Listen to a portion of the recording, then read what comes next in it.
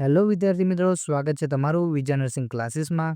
આજથી આપણે PHC staff nurse માટેની પ્રિપરેશન સ્ટાર્ટ કરીએ છીએ. આના પહેલાં સિલેબસવાળા વિડીયોમાં જે પ્રમાણે તમને જાણ કરી હતી તે મુજબ સૌથી પહેલાં આપણે થિયરી પોર્શનનો ઓવરવ્યૂ કરીશું.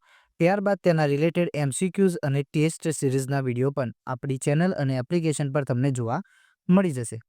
આનાથી પહેલાં આપણે 2 વિડીયો ઓલરેડી એનાટોમી અને ફિઝિયોલોજીના ઓવરવ્યૂના અપલોડ કરેલા છે, જેમાંથી એક છે રેસ્પિરેટરી સિસ્ટમ અને બીજું છે કાર્ડિયોવાસ્ક્યુલર સિસ્ટમ. આજનો વિડીયો આપણો ડાયજેસ્ટિવ સિસ્ટમ પર છે. સૌથી પહેલાં તમને જાણ કરી દઈએ કે આ વિડીયોમાં આપણે શું જોઈશું. તો આ વિડીયોમાં આપણે જોવાના છીએ ડાયજેસ્ટિવ સિસ્ટમના તમામ ઓર્ગન્સને, જેનો ઓવરવ્યૂ કરીશું એનાટોમી અને ફિઝિયોલોજી બંનેનો. ત્યારબાદ તેના રિલેટેડ તમામ ડિસીઝ કન્ડિશનને પણ આ વિડીયોમાં આપણે આવરી લીધા છે. વિડીયો થોડો લાંબો હશે, પરંતુ ડાયજેસ્ટિવ સિસ્ટમ રિલેટેડ તમામ થિયરી પોર્શન આજે આપણે આમાં કવર કરી લઈશું. તો નોટ અને પેન લઈને તૈયાર થઈ જાઓ અને આપણે શરૂ કરીએ છીએ. ડાયજેસ્ટિવ સિસ્ટમમાં સૌથી પહેલાં આવે છે ઇન્ટ્રોડક્શન. તો ઇન્ટ્રોડક્શન કંઈક આ પ્રમાણે છે: the digestive system process the food for the energy, growth and cell repair by the breaking down food into the absorbable molecules and elementing the waste. જેનો સિમ્પલ મતલબ થાય છે કે જે બી ખોરાક આપણે લઈએ છીએ તે ડાયજેસ્ટિવ સિસ્ટમ દ્વારા પાચન કરવામાં આવે છે અને તેમાંથી જરૂરી મોલિક્યુલનું શોષણ કરવામાં આવે છે. તેનો યુઝ કરવામાં આવે છે આપણી બોડીને એનર્જી પ્રોવાઈડ કરવામાં, એની ગ્રોથ કરવામાં અને સાથે સાથે સેલને રિપેર કરવામાં. બાકી રહેલો જે વેસ્ટ મટીરિયલ છે, જે તમારી બોડી માટે હવે જરૂરી નથી, તેને બોડીમાંથી બહાર કાઢવામાં આવે છે, એટલે કે એલિમિનેટ કરવામાં આવે છે. ડાયજેસ્ટિવ સિસ્ટમમાં 2 ટાઈપ્સના ઓર્ગન જોવા મળે છે. સૌથી પહેલાં છે એલિમેન્ટરી કેનાલના ઓર્ગન્સ અને બીજા છે અસેસરી ઓર્ગન્સ. એલિમેન્ટરી કેનાલના ઓર્ગન્સના બીજું નામ છે ગેસ્ટ્રોઇન્ટેસ્ટાઇનલ ટ્રેક. અહીં તમને બંનેનો ડિફરન્સ જોઈ લઈએ કે એલિમેન્ટરી કેનાલના ઓર્ગન્સ જે હોય છે જે એકબીજા સાથે જોઈન્ટ હોય છે, જે માઉથથી લઈ અને એનસ સુધી એક કેનાલ ટાઈપની રચના બનાવે છે, જેમાંથી આપણું ફૂડ પસાર થાય છે. અને જે અસેસરી ઓર્ગન્સ છે તે આજુબાજુમાં ગોઠવાયેલા ઓર્ગન્સ હોય છે, જે ડાયજેસ્ટિવ સિસ્ટમને ખોરાકને ડાયજેસ્ટ કરવામાં મદદ કરે છે. ગેસ્ટ્રોઇન્ટેસ્ટાઇનલ ટ્રેકમાં જે બી ઓર્ગન્સ આવે છે તે કંઈક આ પ્રમાણે છે: mouth, pharynx, oesophagus, small intestine, large intestine, rectum, anus. અને એસેસરી ઓર્ગન્સ છે teeth, tongue, salivary glands, liver, gall bladder અને પેન્ક્રિયાસ. આ તમામ ઓર્ગન્સની આપણે આગળ જતાં ડિટેલમાં ચર્ચા કરીશું. પરંતુ જે ઇમ્પોર્ટન્ટ અને હાઇલાઇટેડ પોઈન્ટ છે તે આ છે કે a continuous hollow tube about 9 metres long. મતલબ કે જે એલિમેન્ટરી કેનાલ છે તેની લંબાઈ ટોટલ 9 મીટર જેટલી હોય છે. જે આ પોઈન્ટ તમારે નોટ ડાઉન કરવો હોય તો તમે કરી શકો છો. હવે આપણે એક એક ઓર્ગન્સ જોઈશું. સૌથી પહેલાં છે mouth. Mouth bounded by the lips, cheeks, palate and tongue. એટલે કે માઉથના સરાઉન્ડિંગમાં આટલા ઓર્ગન્સ તમને જોવા મળશે. સૌથી પહેલાં છે લિપ્સ, જે બાહ્ય ભાગ છે, આગળનો ભાગ છે, અપર લિપ્સ અને લોવર લિપ્સ. ત્યારબાદ છે ચીક્સ, મતલબ કે આપણા ગાલનો ભાગ, જે અરાઉન્ડ છે, આજુબાજુમાં ગોઠવાયેલો છે અને વોલ ક્રિએટ કરે છે. ત્યારબાદ છે પેલેટ. એમાં આવે છે હાર્ડ પેલેટ અને સોફ્ટ પેલેટ, જે ફ્લોર બનાવે છે માઉથનો. અને અંદર આવેલી છે ટંગ, જેના ઉપર આવેલા છે ટેસ્ટ રિસેપ્ટર્સ અથવા ટેસ્ટ બર્ડ્સ, જેના કારણે આપણે જે બી ખોરાક ખાઈએ છીએ તેનો સ્વાદ આપણને ખ્યાલ આવે છે. ત્યારબાદ બિગિન્સ ધ મિકેનિકલ ડાયજેશન. મતલબ કે જેવો તમે ખોરાક મોઢામાં મૂકો છો, માઉથમાં મૂકો છો, ત્યારથી જ ડાયજેસ્ટિવ સિસ્ટમ પોતાનું કામ ચાલુ કરી દે છે અને ત્યાંથી જ તમારું ડાયજેશન સ્ટાર્ટ થાય છે. સેલાઇવરી ગ્લેન્ડ્સ. તો સેલાઇવરી ગ્લેન્ડ્સના અંદર મેઇનલી 3 ટાઈપની સેલાઇવરી ગ્લેન્ડ્સ હોય છે: એક પેરોટિડ ગ્લેન્ડ્સ, સબમેન્ડિબ્યુલર ગ્લેન્ડ્સ અને સબલિંગ્યુઅલ ગ્લેન્ડ્સ. આ ત્રણેય ગ્લેન્ડ્સ પોતાની જગ્યા પ્રમાણે તેના નામ આપવામાં આવે છે અને ત્રણેયનું કામ સેમ જ છે: સલાઇવાને પ્રોડ્યુસ કરવાનું. Secrete the saliva. સલાઇવાના અંદર શું આવેલું હોય છે? તો એક છે ટાઇલિન. અહીં પી સાયલેન્ટ છે, જેથી તેનું ઉચ્ચારણ થશે ટાઇલિન. સેલાઇવરી એમાઇલેઝનું બીજું નામ છે. એનું સિમ્પલ કામ છે બ્રેક ડાઉન ધી સ્ટાર્ચ સિમ્પલિયર ફોર્મના અંદર.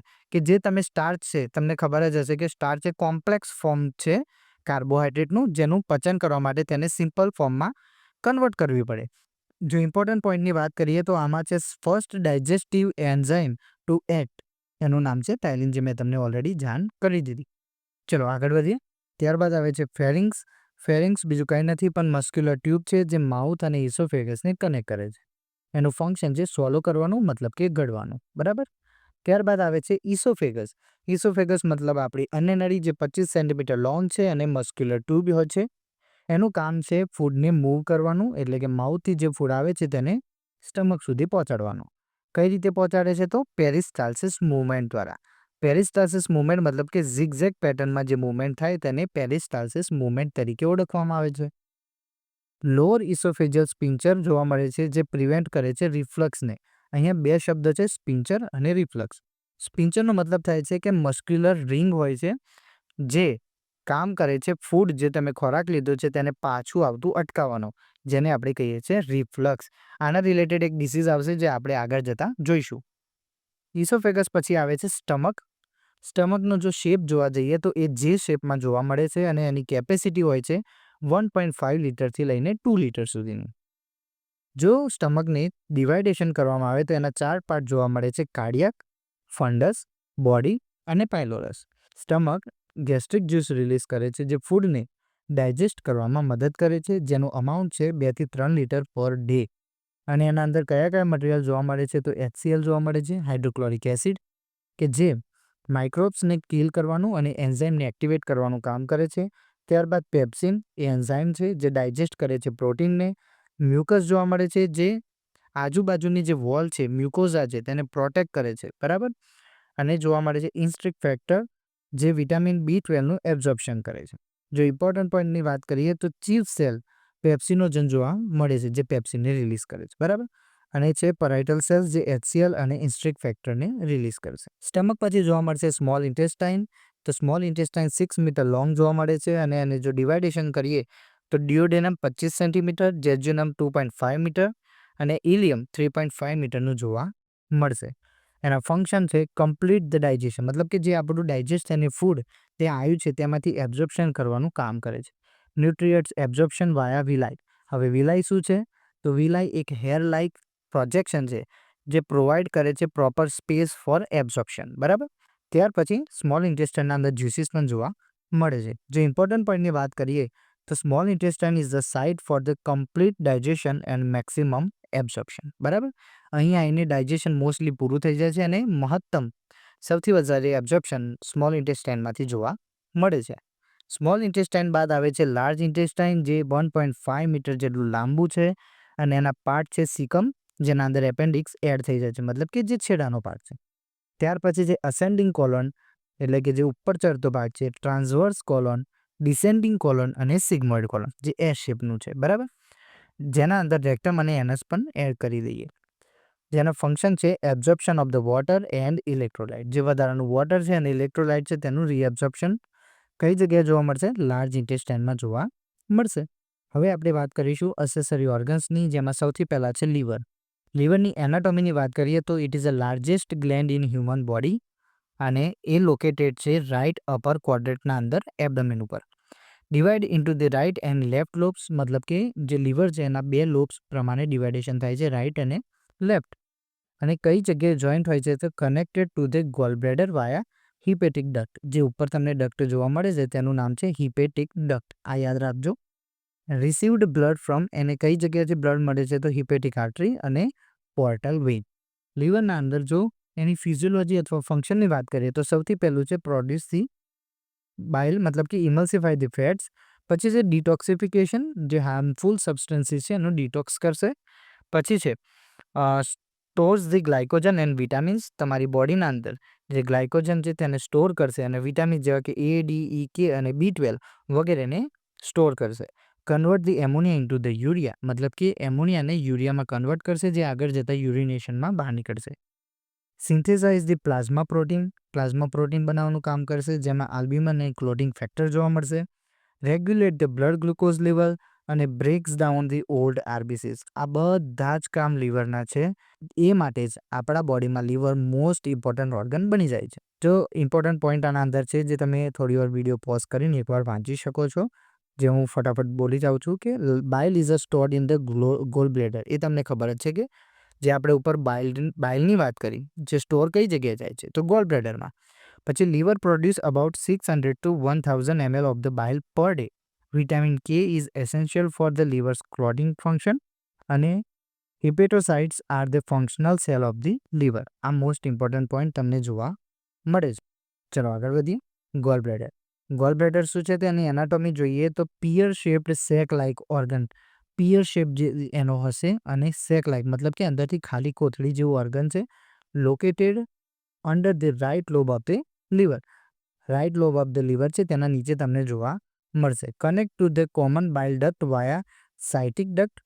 અને એની ફંક્શન જોઈએ તો stored and concentrate the bile produce by the liver. જે લીવરે બાઇલ પ્રોડક્શન કર્યું હતું તેને સ્ટોર કરશે અને વધારે કોન્સન્ટ્રેટ કરવાનું કામ કરશે અને પછી રિલીઝ કરશે બાઇલને એ ડ્યુઓડેનમમાં. અને ત્યાંથી ફેટી ફૂડ્સ જ્યાંથી ત્યાં એન્ટર થાય છે ત્યાં બાઇલને રિલીઝ કરશે. કેમ? તો આપણે આગળ વાત કરી બાઇલ શું કરે છે તો ઇમલ્સિફિકેશન કરે છે, ઇમલ્સિફાય કરે છે જે ફેટી સબસ્ટન્સ છે એનું. બરાબર. પછી છે aids in the fat digestion and absorption. Important પોઈન્ટની જો વાત કરીએ તો કોલિસિસ્ટોકાઇનિન હોર્મોન છે એ સ્ટિમ્યુલેટ કરે છે ગોલ બ્લેડરનું કોન્ટ્રાક્શનને, જેથી બાઇલ આગળ વધી શકે અને પછી એ ડાયજેશનમાં મદદ કરી શકે. ચલો આગળ વધીએ તો ત્યાર પછી છે પેન્ક્રિયાસ. પેન્ક્રિયાસની એનાટોમીની વાત કરીએ તો elongated glands located behind the stomach, મતલબ કે સ્ટમકના પાછળ જોવા મળશે અને એલોંગેટેડ છે, has both exocrine and endocrine function. હવે એક્ઝોક્રાઇન અને એન્ડોક્રાઇન તમને ખ્યાલ જ હશે. તો પેન્ક્રિયાસ એવું ઓર્ગન છે જે બંને તરીકે કામ કરે છે, જે આપણે આગળ જોઈશું કઈ રીતે. જેનું ડિવાઇડેશન જોઈએ તો હેડ, બોડી અને ટેલ આ પ્રમાણે 3 પાર્ટમાં એનું ડિવાઇડેશન થાય છે. ફંક્શનના અંદર સૌથી પહેલાં આપણે એક્ઝોક્રાઇન ફંક્શન જોઈએ. એક્ઝોક્રાઇન ફંક્શન છે એનું ડાયજેસ્ટિવ માટે. તો સૌથી પહેલાં secrete the pancreatic juice into the duodenum via pancreatic duct. મતલબ કે પેન્ક્રિયાસ પોતાનું જ્યુસ રિલીઝ કરે છે ડ્યુઓડેનમમાં અને પેન્ક્રિયાટિક ડક્ટ એ જ્યુસને ત્યાં પહોંચાડે છે. એના અંદર શું હોય છે તો સૌથી પહેલાં છે એમાઇલેઝ, જેનું કામ છે બ્રેકડાઉન ઓફ ધી કાર્બોહાઈડ્રેટ. બરાબર. ત્યાર પછી છે લાઇપેઝ, જે બ્રેકડાઉન કરે છે ફેટનું. પ્રોટેઝ, જેના અંદર ટ્રિપ્સિન અને કાઇમોટ્રિપ્સિન જોવા મળશે, જે પ્રોટીનનું બ્રેકડાઉન કરે છે, અને બાયકાર્બોનેટ, જે ન્યુટ્રલાઇઝ કરે છે સ્ટમક એસિડને. મતલબ કે આટલા બધા એના અંદર એન્ઝાઇમ્સ જોવા મળે છે જે ડાયજેશનમાં હેલ્પ કરે છે. આ બધા એન્ઝાઇમ્સના નામ તમને યાદ હોવા જોઈએ અને દરેકના ફંક્શન પણ. ફોર એક્ઝામ્પલ એમાઇલેઝની વાત કરીએ તો તમને ખ્યાલ આવી જવો જોઈએ કે એ કાર્બોહાઈડ્રેટના બ્રેકડાઉનમાં યુઝ થાય છે, અને લાઇપેઝની વાત કરીએ તો યાદ આવવું જોઈએ કે તે લિપિડ અથવા ફેટમાં યુઝ થાય છે. બરાબર. ચલો એક્ઝોક્રાઇન પછી એનું એન્ડોક્રાઇન ફંક્શન જોઈએ તો એ હોર્મોનલ રોલ છે. મતલબ કે એના અંદર 3 ટાઈપના સેલ હશે, આલ્ફા સેલ, બીટા સેલ અને ડેલ્ટા સેલ.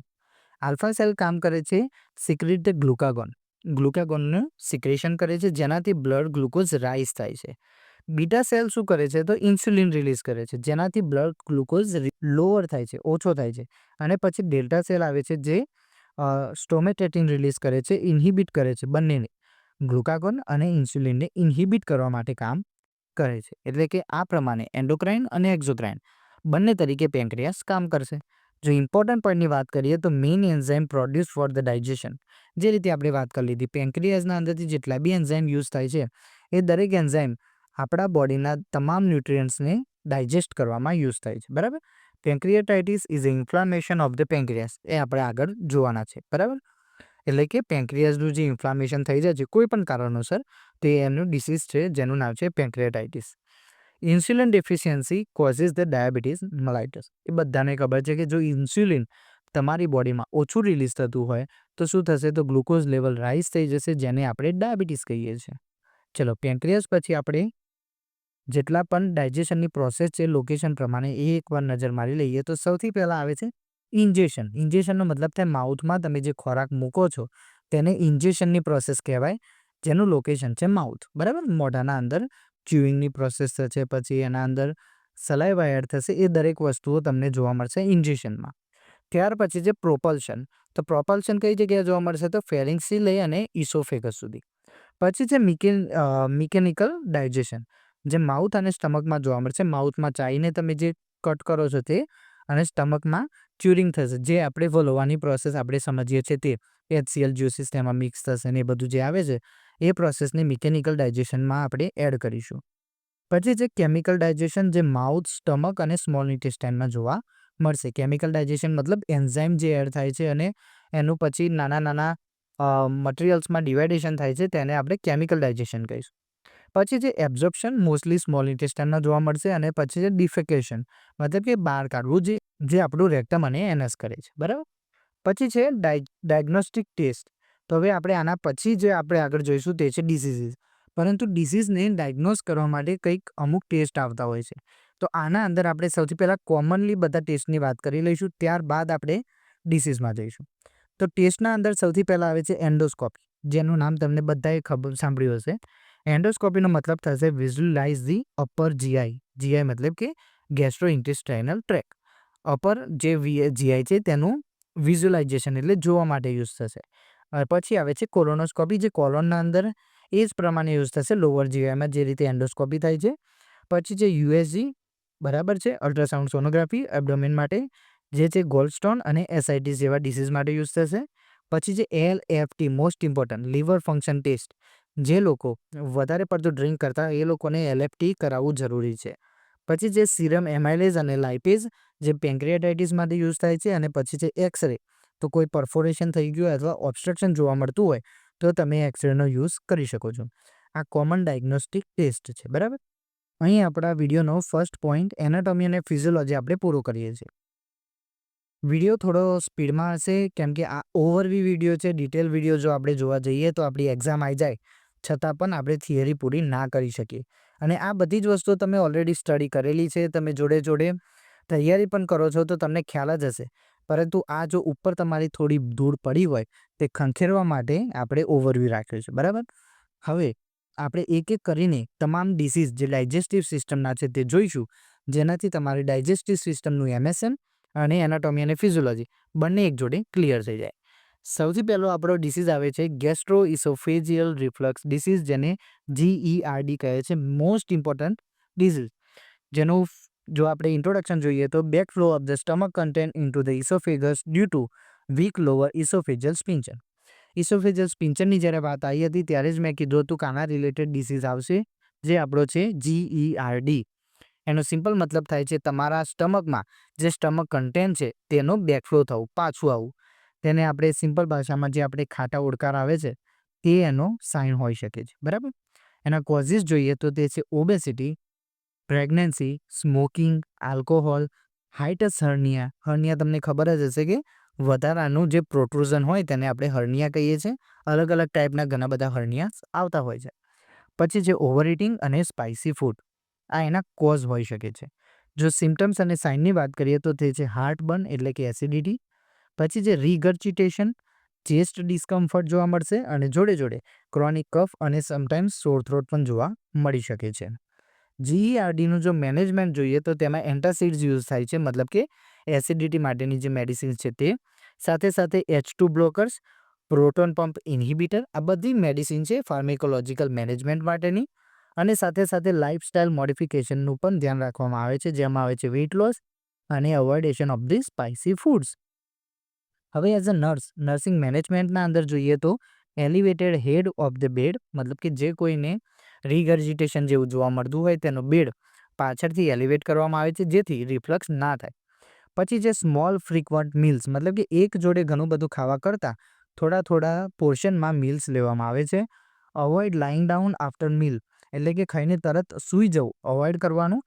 અને સાથે સાથે પેશન્ટને એજ્યુકેટ કરવાના ડાયટ અને લાઇફસ્ટાઇલ માટે.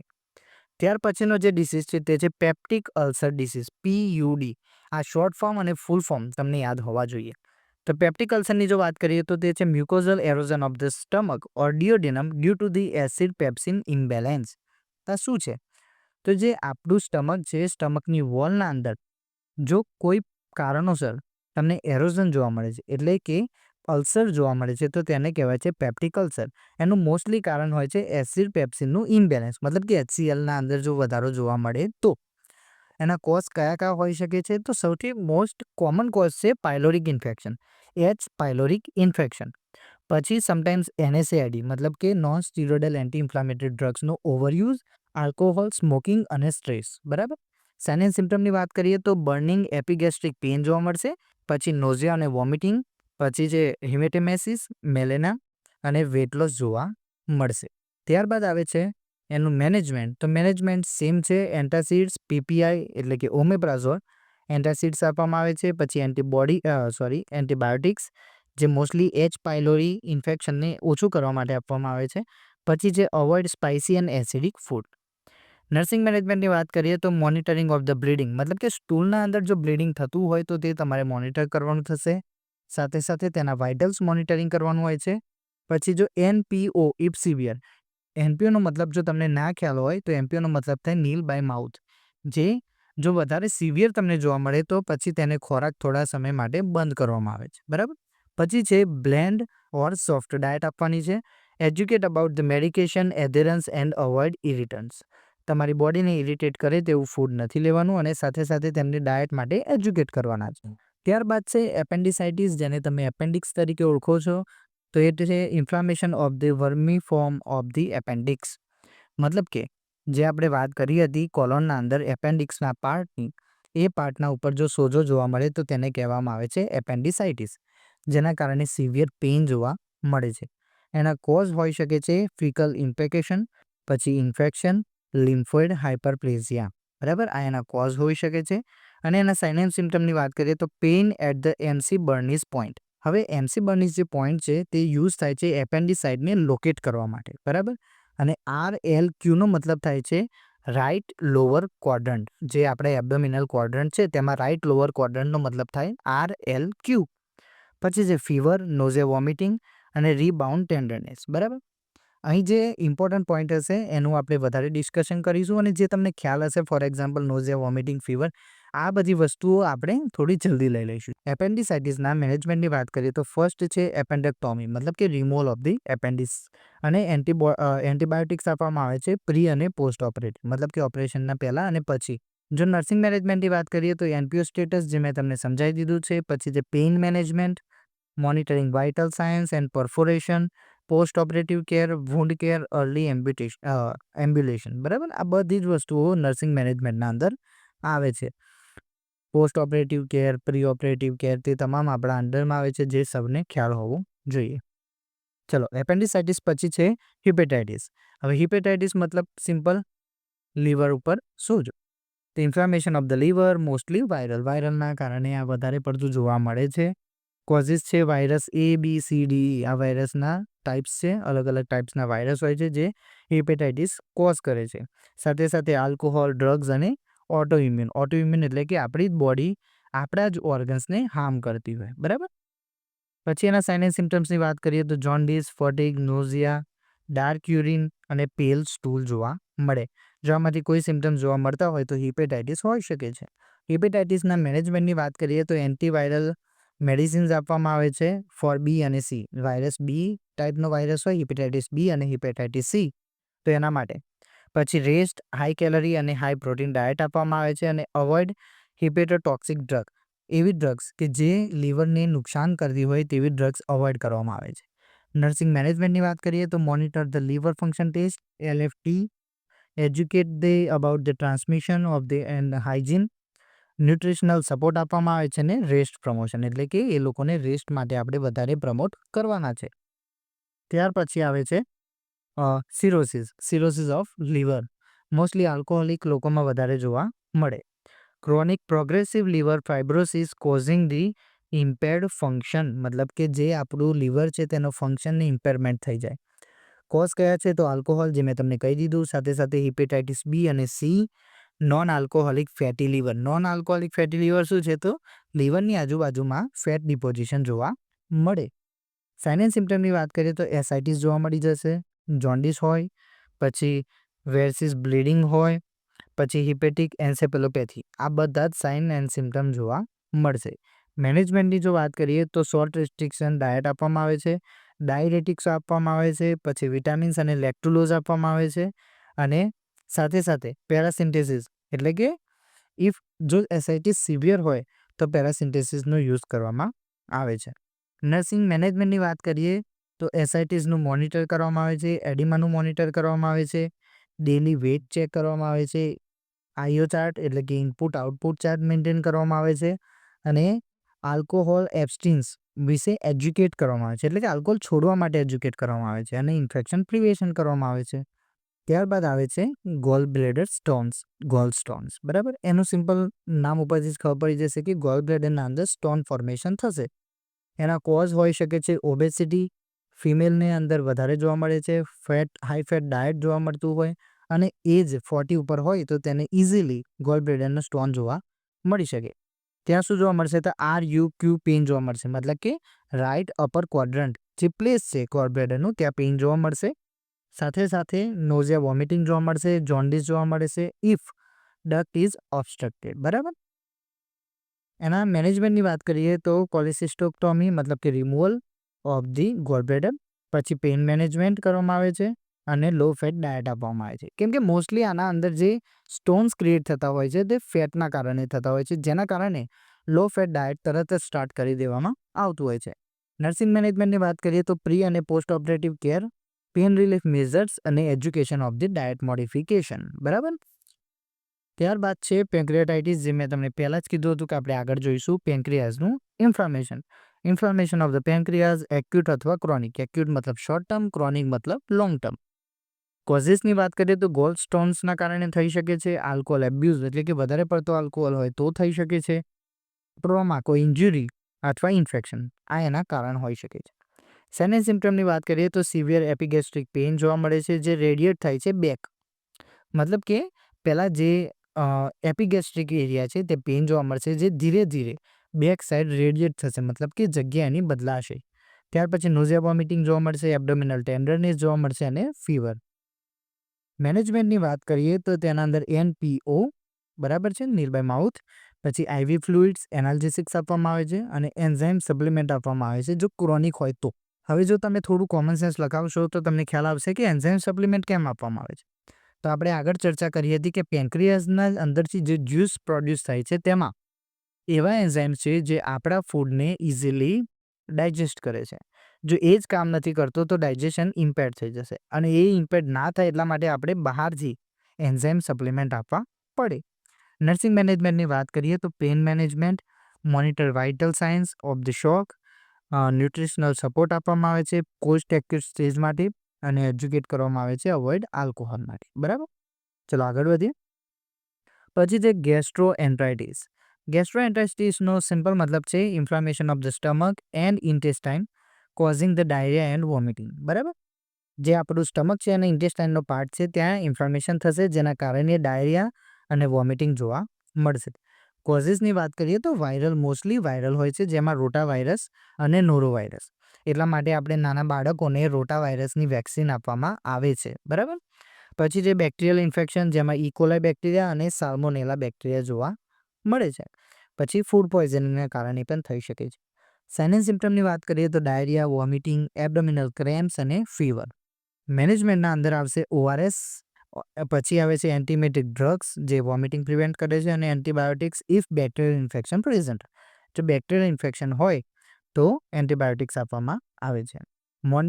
નર્સિંગ મેનેજમેન્ટની વાત કરીએ તો મોનિટર ડિહાઇડ્રેશન, IV ફ્લુઇડ જો સિવિયર હોય તો, મેન્ટેન ધ હાઇજીન મેન્ટેન કરવા માટે કહેવાનું છે, અને education on the food safety.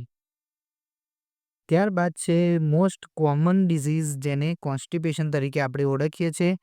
Constipation ગુજરાતીમાં કબજિયાત, જેના અંદર ઇનફ્રિક્વન્ટ હાર્ડ સ્ટૂલ અથવા ડિફિકલ્ટી ઓફ પાસિંગ સ્ટૂલ, બધાને ખ્યાલ જ છે. જેઓને કોઝની વાત કરીએ તો લો ફાઇબર ડાયટ, એટલા માટે ડૉક્ટર્સ તમને હાઈ ફાઇબર ડાયટનું સજેશન આપે છે. પછી જે ઇનએક્ટિવિટી, જો તમારી બોડી મૂવમેન્ટ ના કરતી હોય, બોવેલ મૂવમેન્ટ ના થતી હોય તો મેડિકેશન, એવી કોઈ મેડિકેશન છે જેના કારણે સાઇડ ઇફેક્ટ તરીકે કોન્સ્ટિપેશન થાય છે. પછી ઇગ્નોરિંગ અર્જીસ, મતલબ કે જ્યારે તમને સ્ટૂલ પાસ કરવાનું અર્જ થાય છે ત્યારે તમે પાસ ના કરતા હોય, રોકી રાખતા હોય તો જોવા મળી શકે છે. સાઇન એન્ડ સિમ્ટમ્સની વાત કરીએ તો હાર્ડ સ્ટૂલ, બ્લોટિંગ જોવા મળશે, એબ્ડોમિનલ ડિસ્કમ્ફર્ટ જોવા મળશે. મેનેજમેન્ટની વાત કરીએ તો સિમ્પલ છે, હાઈ ફાઇબર ડાયટ આપવાની છે. લેક્ઝેટિવ્સના અંદર મલ્ટિપલ લેક્ઝેટિવ્સ આવે છે. ફ્લુઇડ્સ અને એક્સરસાઇઝથી પણ આને ક્યોર કરી શકાય છે. નર્સિંગ મેનેજમેન્ટની વાત કરીએ તો monitor the bowel habit, encourage the fluid and fibres, educate the bowel training, મતલબ કે ક્યારે સ્ટૂલ પાસ કરવું, અર્જ થતું હોય તો પાસ કરી દેવું, આ બધી બોવેલ ટ્રેનિંગના અંદર આવે છે, જેમાં તમારે હેલ્પ કરવાની હોય છે. ત્યાર પછી છે ડાયરિયા.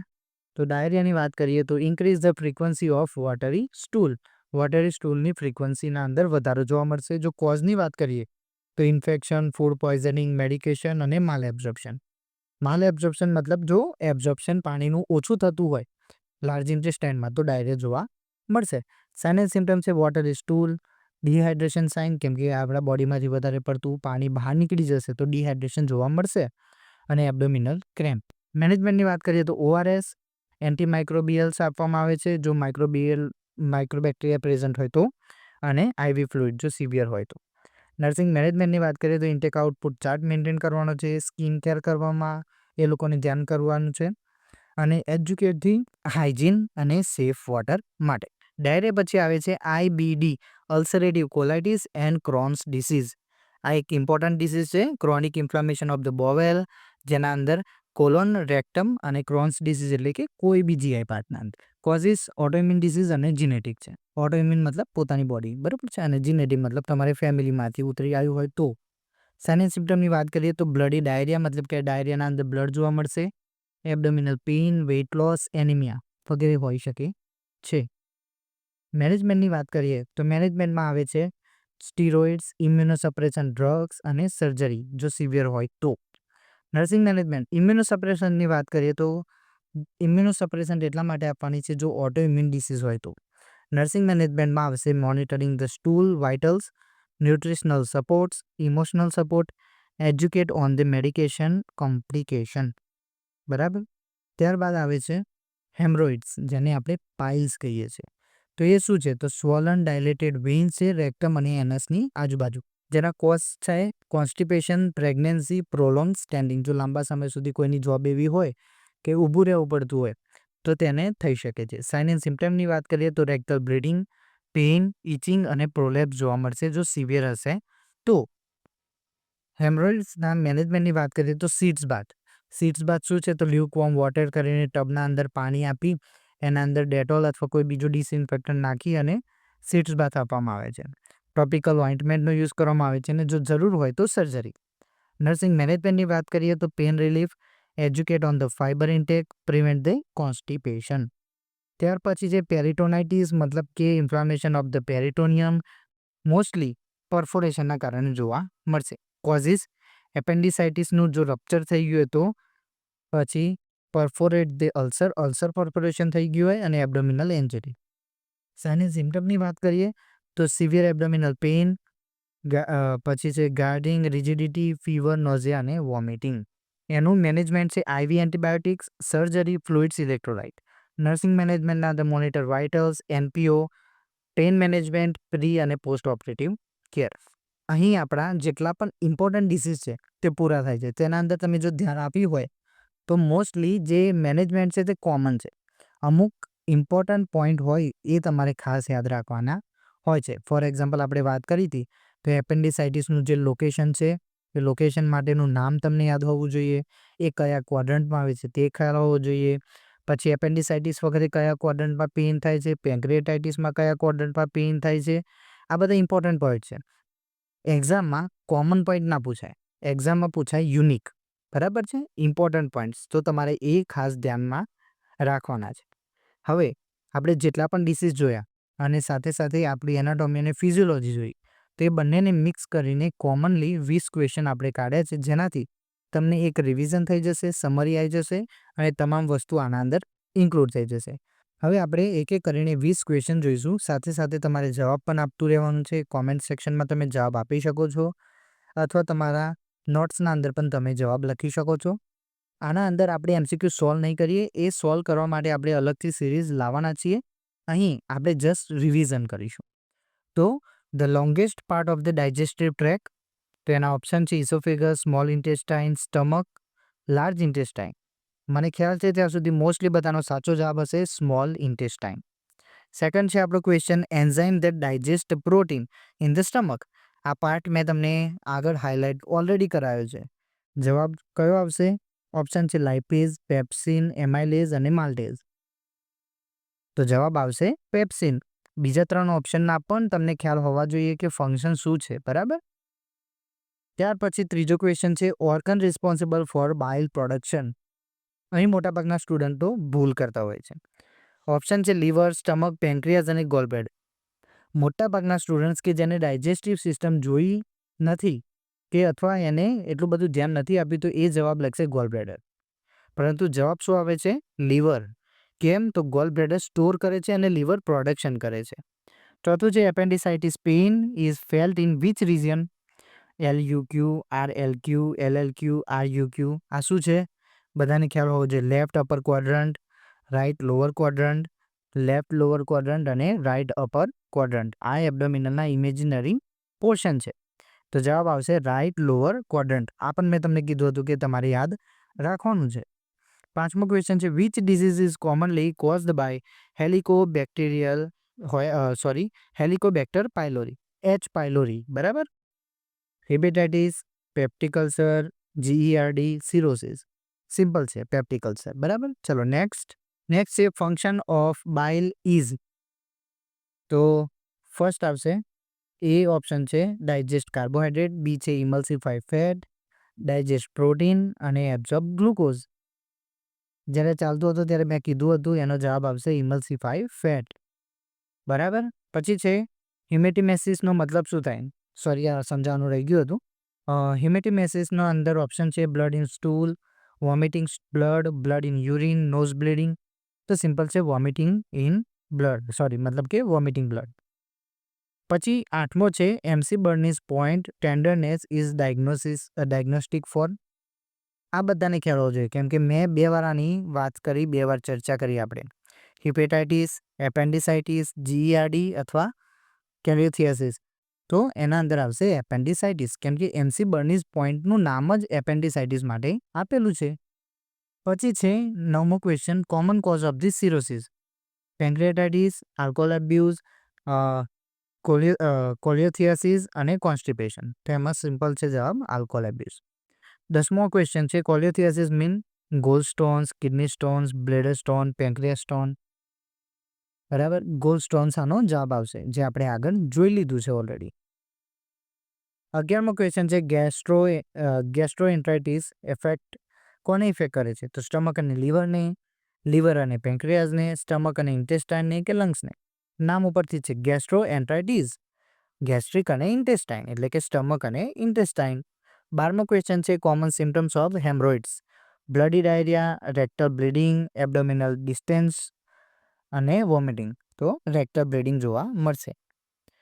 ફ્લુઇડ. પછી 13મો ક્વેશ્ચન છે એસાઇટિસનો મતલબ શું છે? તો fluid in peritoneal cavity, air in pleural cavity, blood in abdomen અને ફ્લુઇડ ઇન લંગ્સ. આનો જવાબ મોસ્ટલી બધાને ખબર જ હશે, fluid in peritoneal cavity, ascites. ઘણા બધા ડિસીઝમાં આપણે જોયું. 14મો ક્વેશ્ચન છે પેપ્સિન એક્ટોન. પેપ્સિન શેના ઉપર કામ કરે છે? કાર્બોહાઈડ્રેટ, પ્રોટીન, ફેટ અથવા ન્યુક્લિક એસિડ? તો પેપ્સિનોજન અથવા પેપ્સિન કામ કરશે પ્રોટીન ઉપર. 15મો ક્વેશ્ચન છે common cause of viral hepatitis. Viral હિપેટાઇટિસનો common cause rotavirus, hepatitis virus, influenza virus અથવા હર્પીસ વાયરસ. તો નામ છે હિપેટાઇટિસ વાયરસ, જે નામ આપેલું છે, બહુ વિચારવાની જરૂર નથી. 17મો ક્વેશ્ચન છે function of villi in small intestine, જે મેં તમને એ સમયે સમજાવ્યું હતું. તો ઓપ્શન છે secrete bile, absorption nutrients, store food, breakdown fat.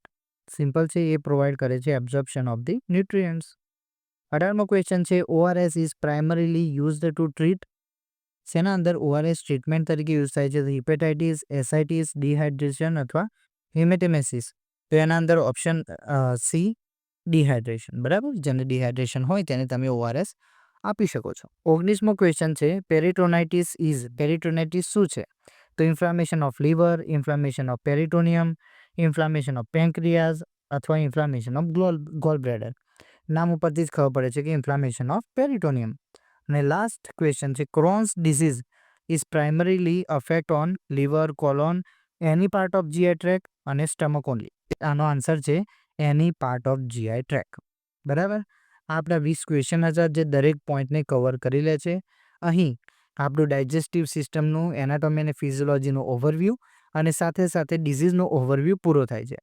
આ આપણો ફર્સ્ટ વિડીયો છે. એનાટોમી અને MSNને કોમ્બિનેશન કરીને આપણે નોટ્સ બનાવી અને પછી તમારા માટે વિડીયો બનાવ્યો છે. જો તમને આમાં કોઈ ચેન્જીસ કરવા હોય, સ્પીડ વધારે લાગતી હોય, ઓછી કરવી હોય, કોઈ પોઈન્ટ એડ કરવા હોય કે પછી સમજવા માટે કોઈ નવી રીત એડ કરવી હોય તો તમે કોમેન્ટ્સમાં જરૂર જણાવો, જેથી અમે આગળના વિડીયોમાં એ ચેન્જીસને એડ કરી શકીએ. PHC સ્ટાફ નર્સની પ્રોપર તૈયારી માટે તમે અમારી સાથે જોડાઈ શકો છો. ચેનલને સબસ્ક્રાઈબ કરો, જે સ્ટુડન્ટ્સની જરૂર છે તેના સુધી શેર કરો. સાથે સાથે તમે અમારી એપ્લિકેશન પર પણ જોડાઈ શકો છો. મળીએ આગલા વિડીયોમાં. ધન્યવાદ.